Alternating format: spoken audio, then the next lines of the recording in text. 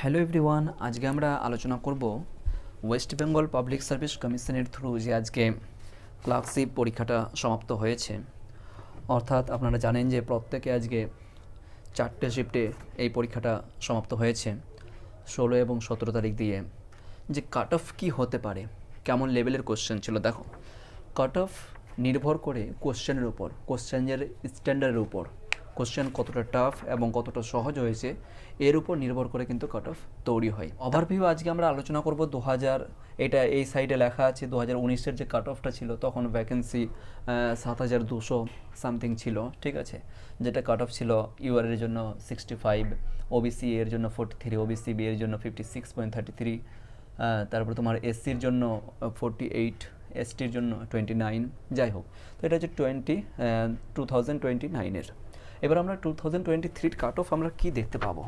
তো এখানে এই পর্যন্ত পশ্চিমবঙ্গের সমস্ত জায়গা থেকে যত সমস্ত ইউনিভার্সিটি কলেজের ইউনিভার্সিটির যে সমস্ত পাস আউট ফ্রেন্ডগুলো আছে এবং যারা যে পরীক্ষাগুলো দিয়েছে আজকে পুরো পশ্চিমবঙ্গ থেকে সমস্ত জায়গাগুলো 4টা শিফট থেকে পরীক্ষার কিন্তু সমস্ত জায়গা থেকে মানে আর কি একটা সামারি বলতে গেলে যে কী লেভেলের বা কী ধরনের কোশ্চেন হয়েছে। ওভারভিউ যদি আজকের কথা বলি, আজকেরও আমারও পরীক্ষা ছিল, তো আশা করা যায় খুব ভালোই পরীক্ষা হয়েছে। এবার বলতে গেলে আমার পার্সপেক্টিভে যে আজকের কোশ্চেন কিন্তু সবচেয়ে বলতে গেলে আমার কাছে সবচেয়ে সহজ লেগেছে ইংলিশটা, রাইট। ইংলিশ কিন্তু খুব সহজ ছিল। তারপরে আমার বুকলেট এ ছিল, ওকে, কোশ্চেন পেপার বুকলেট 1 ইয়ে ছিল, রাইট। সো যাই হোক না কেন, তো আজকে আমরা কাট অফটা বিষয় সম্পর্কে আজকে আমরা আলোচনা করব। পুরো পশ্চিমবঙ্গ থেকে সমস্ত বিষয়গুলো নিয়ে আমরা আলোচনা করেছি যে পরীক্ষা কেমন হয়েছে। দেখো এরপর নির্ভর করছে যে এইবারে 2023-এর যে ভ্যাকেন্সি হতে পারে কখনো আর কি টোটাল এই পর্যন্ত আগে যদি দেখা যায় যে কতজন পরীক্ষাতে অ্যাপ্লাই করেছে এবং কতজন পরীক্ষাতে বসেছে, কতজন পরীক্ষাতে মানে আর কি ফর্ম ফিল আপ করেছিল, প্রায় যেটা ফর্ম ফিল আপ দেখা গেছে সেটা হচ্ছে 7.5 লাখ, ঠিক আছে, 7.5 লাখ অ্যাপ্লাই করেছে এবং প্রায় পরীক্ষাতে যদি দেখা যায় তো প্রায় 4 লাখের মতন কিন্তু পরীক্ষাতে বসেছে, ঠিক আছে। প্রায় যদি দেখা যায় প্রায় 50% কিন্তু পরীক্ষাতে, সাধারণত আমাদের যে রুমটা ছিল পার্সোনালি, ঠিক আছে, সরি পার্সোনাল বলাটা ভুল হবে, মানে আমার যে রুমটাতে আর কি পরীক্ষা মানে বসে সিট ছিল আর কি, সেই রুমে দেখা গেছে বলতে গেলে যে মানে 65%ই ক্যান্ডিডেট নেই, বা 60 থেকে 65%ই ক্যান্ডিডেট নেই একদম টোটাল। ওখানে বলতে গেলে আই থিঙ্ক আমরা এইদিকে 5 জন ওদিকে 5 জন, ওই ধরে রাখো যে 8 থেকে 10 বা 11 জন স্টুডেন্ট মানে আর কি ছিল, ক্যান্ডিডেট ছিল আর কি ওর মধ্যে, ঠিক আছে। আর টোটাল ওভারঅল বলতে গেলে ওই 24 অথবা 25 না 30টা সিট ছিল ওর মধ্যে, তার মধ্যে পরীক্ষা দিয়েছে 11 জন বা 10 বা 11 জন ছিল আর কি আমার রুমে আর কি পার্সোনালি বলতে গেলে। তো ওরকমই দেখা গেছে যে অনেকগুলো সিট কিন্তু সম্পূর্ণ সিট প্রচুর পরিমাণে ফাঁকা অনেক জায়গাতে, যেমন আলিয়ার ইউনিভার্সিটিতে সেন্টার পড়েছিল, পশ্চিমবঙ্গের প্রত্যেকটা জায়গাতে কথা বলা আছে যে প্রত্যেকটা রুম প্রায় সব ফাঁকা একদম, ঠিক আছে। আর এখানে কেন একটা ধারণা আমাদের কাছে মানে নেগেটিভ চিন্তাভাবনা দেওয়া হয়েছে যে এবারও কিন্তু 2 নম্বরই হবে, মানে কোশ্চেন লিক হয়ে যাবে। আর প্রায় কিন্তু দেখা গেছে যে গতকালকে যে পরীক্ষাটা হয়েছে সেটা কিন্তু আমরা পেয়েছি, এবার কিন্তু এখনও পর্যন্ত কেউ কনফার্ম করতে পারেনি বা এখনও পর্যন্ত কোনো তথ্য পাওয়া যায়নি যে কোশ্চেনটা পরীক্ষার আগে বেরিয়েছে না কোশ্চেনটা পরীক্ষার পরে বেরিয়েছে। এবার যখন বের হলো, যখন কোশ্চেন ওখানে জমা নিয়ে নেয় তাহলে কোশ্চেনটা বের হলো কী করে, ঠিক আছে। বিভিন্ন রকমের কোশ্চেন মানে বিভিন্ন রকমের প্রশ্ন উঠে আসছে। এবার কেউ বলছে যে না হাইকোর্টে কেস করব, সুপ্রিম কোর্টে কেস করব, এইসব কেস টেস করে বুঝতেই পারছো কী হচ্ছে বর্তমান দেশের অবস্থা, কোনো লাভ হচ্ছে না। তো যাই হোক না কেন, এই যে বর্তমানে যে আন্দোলনগুলো হলো বিশেষ করে যে মানে ক্লার্কশিপের ব্যাপারে যে একদিনে পরীক্ষা কন্ডাক্ট করা হোক, এতগুলো শিফট কেন হলো, বিভিন্ন দিক দিয়ে ইমেলের মাধ্যমে বিভিন্ন অভিযোগের মাধ্যমে বিভিন্ন আন্দোলনের মাধ্যমে কিন্তু এটা প্রচুর পরিমাণে বলতে গেলে একটা সফল একটা আন্দোলন হয়েছে।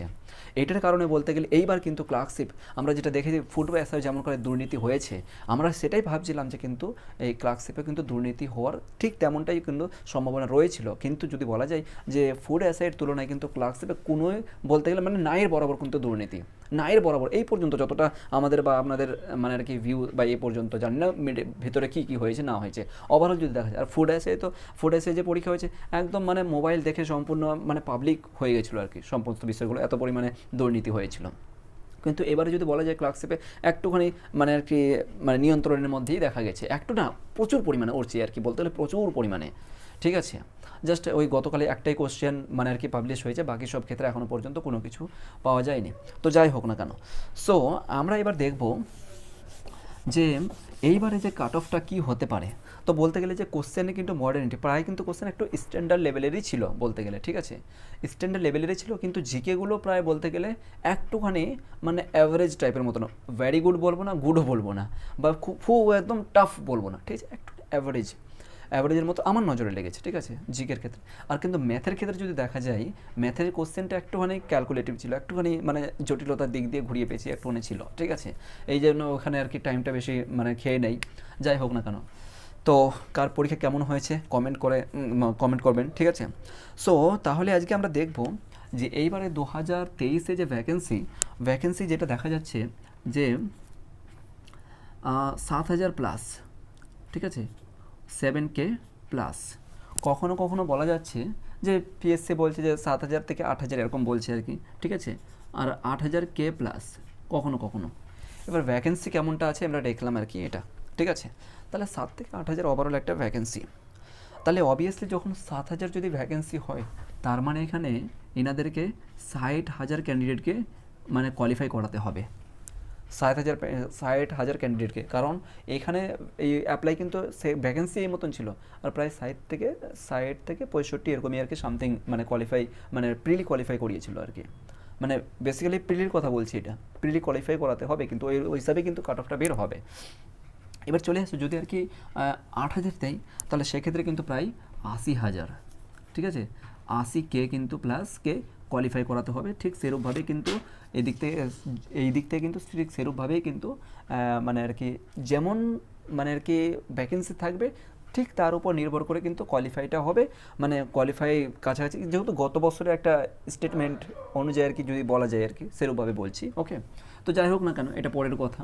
তো দ্বিতীয় কথা হচ্ছে এখন এইবারে যে আমাদের কাট অফটা, সেটা ইউআরের ক্ষেত্রে যদি আমরা দেখি, ওকে, ইউআর তো বেশি কিছু দেখা যাবে না, কারণ এই যে বললাম না প্রচুর পরিমাণে আর কি সিট খালি, অনেকে পরীক্ষা দিতে, অনেকে বহুজন পরীক্ষা দিতে বসেনি একদম বলতে গেলে। ওই যে বললাম যে প্রায় 30টা সিট ছিল রুমটাতে, 30টার মধ্যে ওই 11 জন, ঠিক আছে, ওই তো বললাম 1 2 3 4 অবভিয়াসলি মানে মনে আছে আর কি, ওই 11 জনই ছিল, 10 থেকে 11 জনই পরীক্ষা দিয়েছে রুমটাতে 30 জনের মধ্যে। তাহলে বুঝতে পারছেন তো কেমন করে পরীক্ষা দিচ্ছে আর কি, প্রচুর মানে আর কি সিট খালি ছিল, পরীক্ষা দিতেই যায়নি আর কি। যাই হোক, এরপরে তাহলে আমরা কি দেখব, তাহলে ইউআরের ক্ষেত্রে 56 প্লাস 56 প্লাস অথবা 50 প্লাস 5 বা প্লাস -5 এতটা হতে পারে, 56 প্লাস 5 হতে পারে, অথবা 56 প্লাস -5 হতে পারে। কেমন করে বোঝা গেল এটা, যে আমরা যে পোল, ঠিক আছে, যে একটা ওভারভিউ একটা সবার কাছ থেকে নিয়ে যে একটা চিন্তাভাবনা বা ধারণা পেয়েছি, সেটা হচ্ছে কাছাকাছি এটা, যে 56 প্লাস মানে আপনারা ধরে রাখেন যে 60-র কাছাকাছি যেতে পারে, ওভারঅল যদি বলা যায় যে 60-র কাছাকাছি, অথবা 55-এর এই মতন করে ইউআরের ক্ষেত্রে। আর ওবিসি ইয়ে যারা আছে, হ্যাঁ, ওবিসি এর ক্ষেত্রে এটা একটুখানি কাট অফটা কমই যায় বলতে গেলে ইউআর থেকে, সেটা ধরে রাখেন যে 43, হ্যাঁ ওই গতবারের মতনই, ঠিক আছে, -5 এই মতন করে। কেন বললাম যে ওভারঅল তো বলতে গেলে যে 50-র আন্ডারে, 50-র নিচেই কিন্তু থাকতে পারে এতটা সম্ভাবনা রয়েছে, 45 থেকে 50 বা 43 থেকে 50-এর মধ্যে এই মতন করে, বা 40 থেকে 50-এর মধ্যে বললাম না, এর মধ্যে কিন্তু ওবিসি এর কাট অফটা থাকতে পারে, ঠিক আছে। যেমন কোশ্চেন হয়েছে কোথাও কোথাও জায়গাতে প্রচুর পরিমাণে আর কি, গত শিফটের কোশ্চেন খুব হার্ড হয়েছে, হ্যাঁ, অনেক অনেক জায়গাতে দেখা গেছে। তারপরে দেখা যায় ওবিসি বিটা কিন্তু প্রায় ইউআরের মতন কাট অফটা আসছে, জেনারেল রিজার্ভ যে ক্যাটাগরিটা আছে এটার কাছাকাছি কিন্তু কাট অফ প্রায় এটা 52 প্লাস অর -5 দেওয়া যেতে পারে, ঠিক আছে, 52 প্লাস অর -5। তাহলে ওভারঅল যদি বলি, তাহলে 50 থেকে 55 ধরে রাখেন, 50 53 54 এই মতন করেই এর মধ্যে কিন্তু থাকবে, ঠিক আছে। এবার চলে আসুন এসসির ক্ষেত্রে কি হতে পারে, এসসির ক্ষেত্রে যেটা পাওয়া গেছে সেটা হচ্ছে 44 প্লাস অর -5, বাস এই মতন করে। তার মানে 40 থেকে 45 ওভারঅল যদি বলা যায়, অথবা 43 থেকে ওই 47 48 এই মতন করে যেতে পারে। ঠিক আছে, এরপর যদি বলা যায় যে এসটির ক্ষেত্রে, এসটি কিন্তু প্রায় কাছাকাছি, গতবারে 29 ছিল, মাত্র 29 ছিল। এইবারে যেটা একটু মানে দেখা গেছে আর কি, যে প্রায় সব কিছু দেখে যে 30 থেকে 35 থাকবে এসটির ক্ষেত্রে। এটা হচ্ছে প্রায় একটা ওভারঅল মানে একটা সবারই মতামত নিয়ে মানে একটা আইডিয়া অনুযায়ী আর কি, যে এইরকম করে কাট অফটা হতে পারে এইবারে। কিন্তু খুব শীঘ্রই আর কি যখন আমাদের বুকলিট আমরা পেয়ে যাব, ঠিক আছে, পিএসসি বলেছেন যে বুকলিট এবং ওই কোশ্চেন পেপার সম্পূর্ণ কিছু আপলোড করে দেওয়া হবে ওয়েবসাইটে, মানে সাইটের মধ্যে। সেখান থেকে নিজের কোশ্চেন ডাউনলোড করে কোনটা ঠিক কোনটা ভুল হয়েছে, হ্যাঁ, সেটা আমরা দেখতে পাবো। তো আশা করি যাদের এই মতন কাট অফটা আছে প্রত্যেকে কংগ্রাচুলেশনসকে ওভারঅল ধরে রাখেন। যদি আর কি 55-এর আন্ডারে, ঠিক আছে, হ্যাঁ, ক্যাটাগরির দিক দিয়ে যদি বলি এর মধ্যে বা 50 নিচে যদি থাকে, বা 50 মানে 40 থেকে 50%, তাহলে কংগ্রাচুলেশনস পার্ট 2 লেখার জন্য রেডি হয়ে যান। ঠিক আছে, তো এটা হচ্ছে 2023-এর মানে আর কি আশাবাদী আমরা যে এর মতন করে কাট অফ বের হতে পারে। ঠিক আছে, তাহলে এবার পরবর্তীতে এবার কী আসছে পাবলিক সার্ভিস কমিশনের থ্রুতে আমরা জানতে পারবো। সো আশা করি আপনাদের ক্লাসটা ভালো লেগেছে।